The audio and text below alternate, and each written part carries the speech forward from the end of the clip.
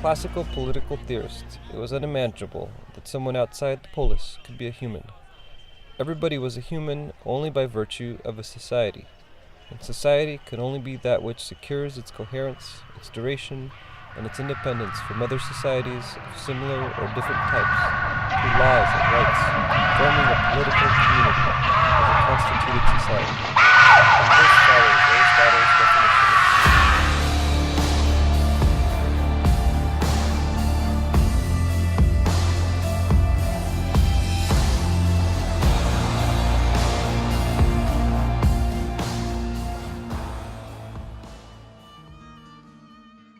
Humanity needs to rise above theory, above philosophy, above complicated concepts with pretentious words that appear to hold the secrets of the universe on paper, but have little value when thrust into practicality.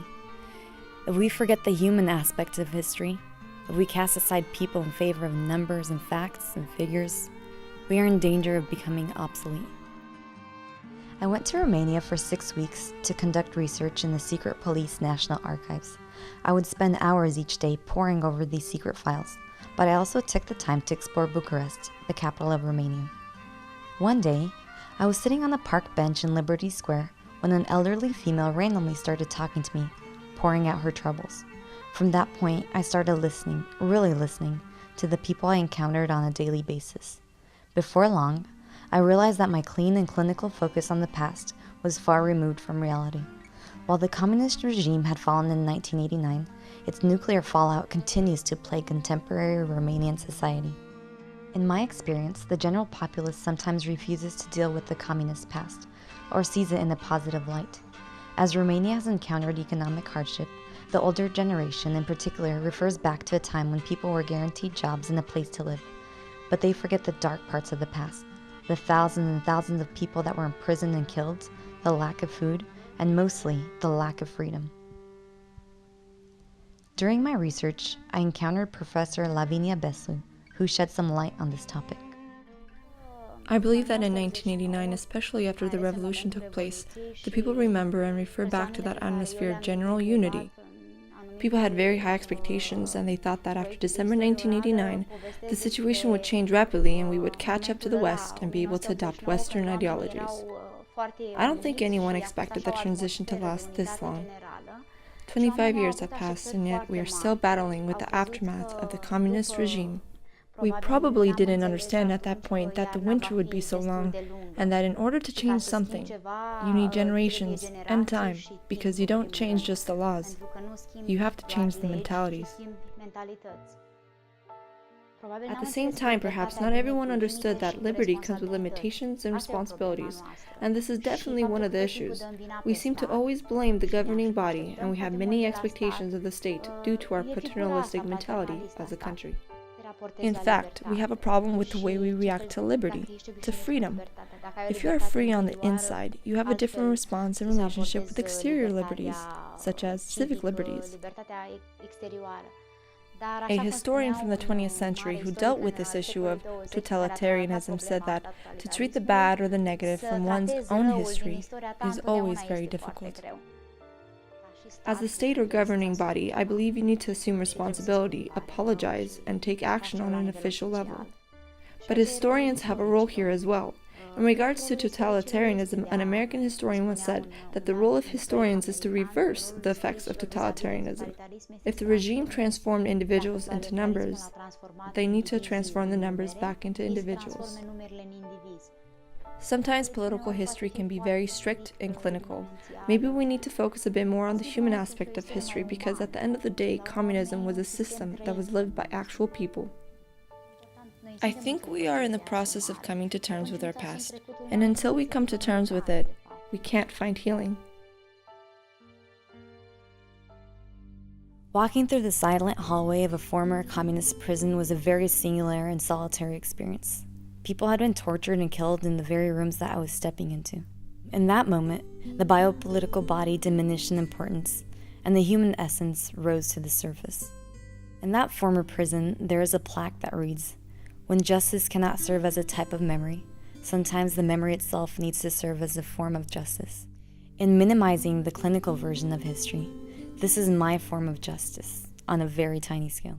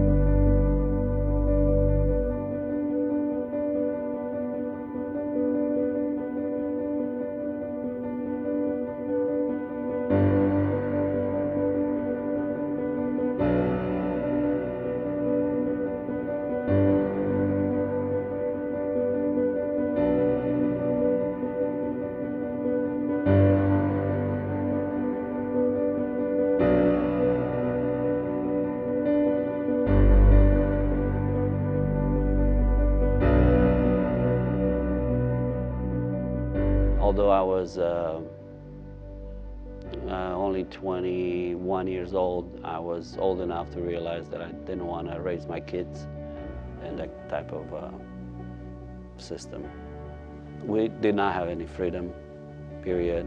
In the border area, you've got the military police running around, and if you don't have a very specific reason why you're there, you will be picked up and questioned, and most likely, end up with a pretty bad beating and then sent back home. As the train left the station and started making its way closer to the border, we were actually questioned by the military police, and we told them what they wanted to hear, and the ladies stepped in and they said, yeah, they're with us, and so everything went like clockwork. So it didn't stir like any suspicions. We crossed in the spring of 1985, left our hometown, and by train we got as close as possible to the border, which was about approximately 200 kilometers. I remember it was very cold. There was a lot of snow. So we had to walk a lot.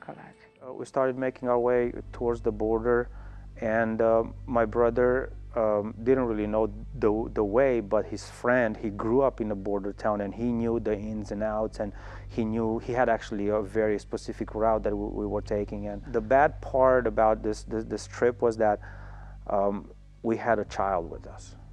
I don't know how long we had walked, but all of a sudden the baby started crying. And I mean, when it's so quiet in the dead of night and you hear a baby crying, that sound carries. And I mean, it seemed like, that cry was deafening. I mean, it was like super loud. We had come up on a road, and about 20 feet before the road and 20 feet after the road, there's a barbed wire fence, and we had to go through it. And as we made our way through the barbed wire fence, I mean, can you imagine 20 people just trying to get through it?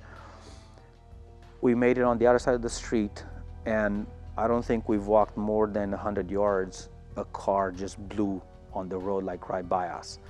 I mean, had we been like 5 minutes slower, it would have been like a collision, like right, I mean, it would have met like head on right there. And most likely, we would have been discovered, and it would have been the end of the trip. One of the guards, the border patrol dogs, sensed us in the woods, and we had to capture the dog and hold the dog for 2 hours, without making any noise. And after we all jumped in the river and begins to swim, we let go of the dog, and the dog ran back to the border patrol guards, and they followed the dog back to the spot where we jumped in the water.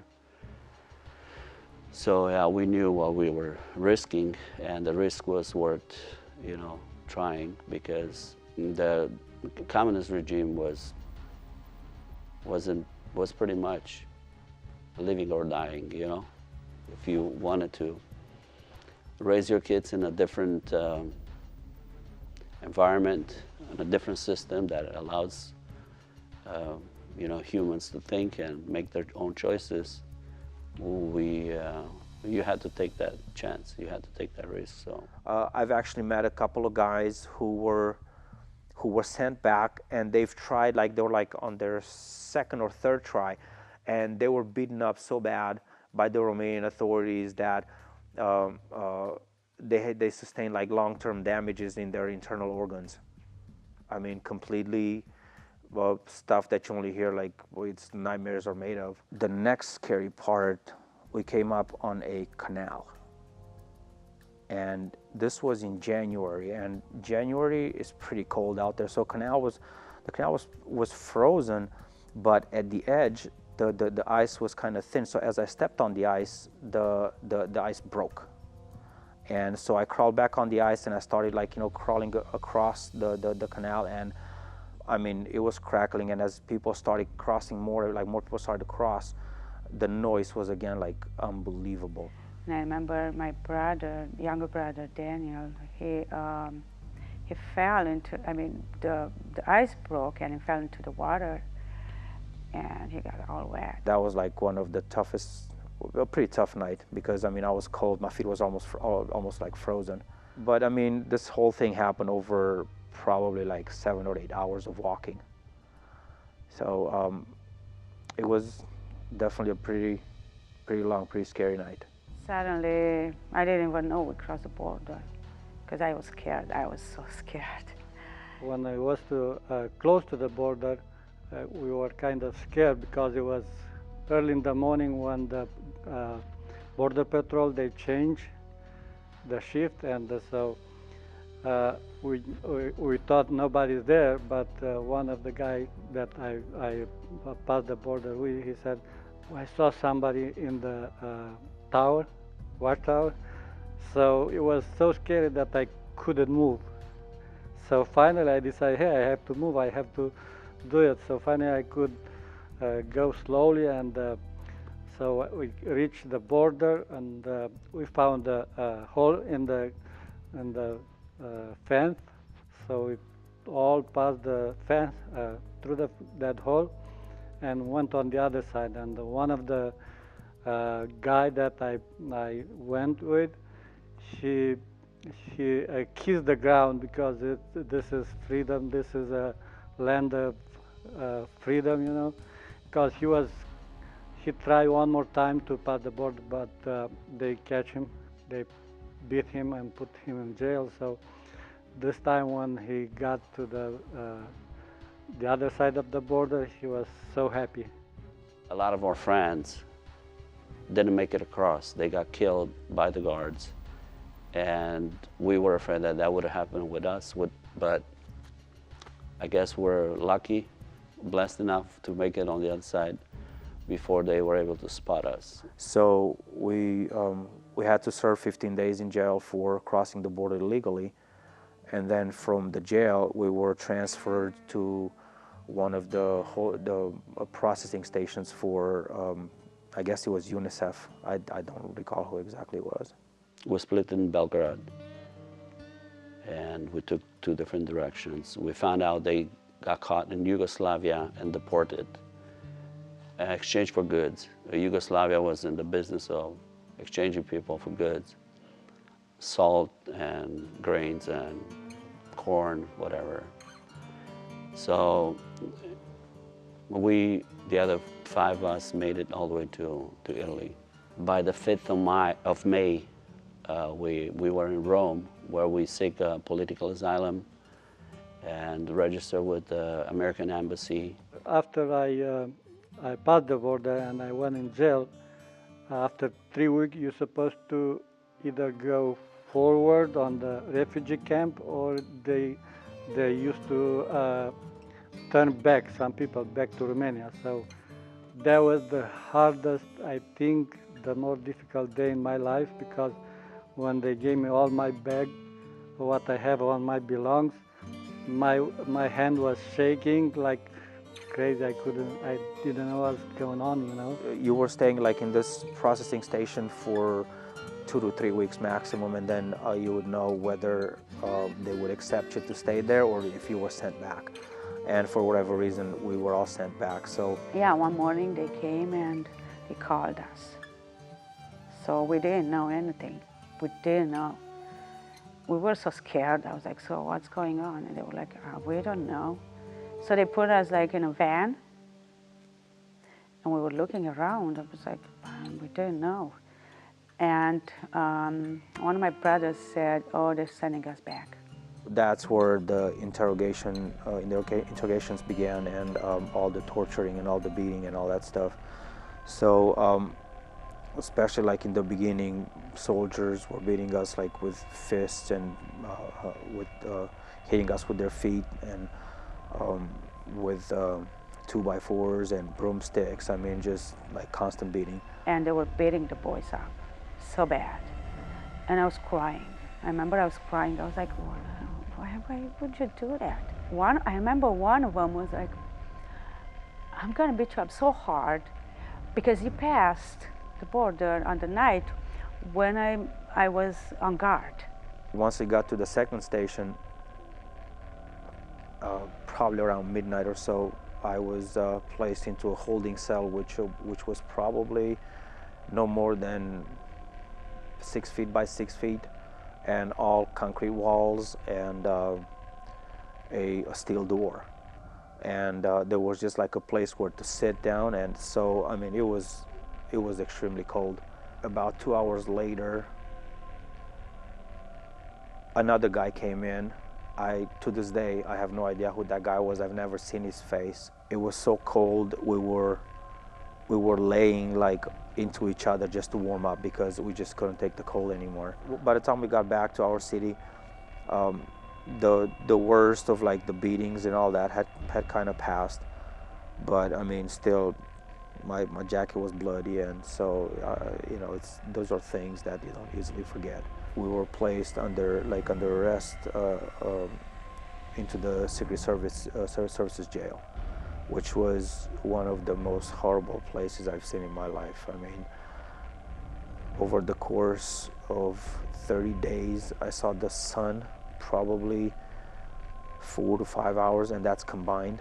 When we finally left the jail, the Secret Service jail, to go to the main jail, that's when I saw my older brother, and I looked at his face, and I mean, his face was like yellow, like a grapefruit.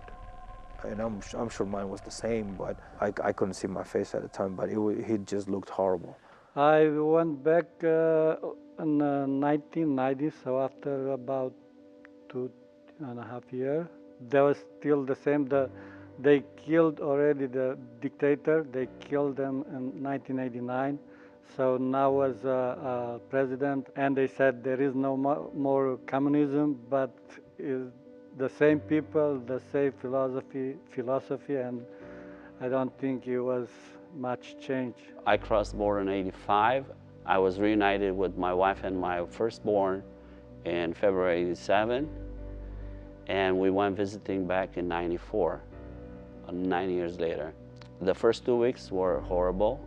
I could still sense the same regime. I could see, although the regime was broken in '89, and this was in '94, about 3 years later. Yeah, I could still sense that the same, you know, spirit. And the first 2 weeks, I wanted to come right back, you know. When I left the city, I don't remember the date or the day when I left. What I remember vividly was the fact that the train was leaving the city, and as the train is leaving the city, it was like kind of like going in a semicircle, and then the town was somewhere over here in this area. And as the train was leaving the station, I looked out and I saw the town, which was like a big black patch, like completely black. The power had gone out, which we had power outages. Like that was not, I mean, for us it was a daily occurrence, so it was not a big deal.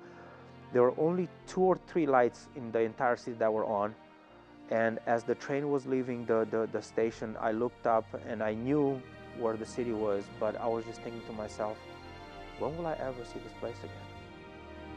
And obviously I had a lot of bitter feelings, you know, towards the government, not towards the city, but towards the government. And when I left, I was joyful in a way, but also thinking, when will I ever see this place again? And so just as far as leaving, I never questioned that ever in my life. I mean, it was a good decision. And like I said, if I would have to do it again, it doesn't matter what I would have to go through, I would do it. Yeah, we did find freedom. Some of us never did because they never made it. But for us that did, we're really appreciative of what we have, and my kids are too. Currently, Romania can be described as a country in transitional justice because it is still dealing with rectifying the massive human rights and societal abuses that have shadowed the country for too long. As Professor Beslu mentioned in her interview, few people anticipated the length of this transition or the difficulty in changing the mentality of the people. Romanians may have lived after the future for over 25 years, struggling to find a purpose and direction to life once the communistic framework was removed, But perhaps the future is ready to be reclaimed. Perhaps there is hope for the country after all. Every winter eventually ends, and perhaps this country is at the beginning of spring. With the 2014 elections of a new president, it appears as if the communistic spirit that entrenched the country for so long is slowly being overcome. Working from the top down, the government is taking more responsibilities for the atrocities that were allowed. Working from the bottom up, there are organizations that are striving to regain the memory of the everyday Romanian that struggled through communism. Perhaps these efforts will meet in the middle, creating a new future.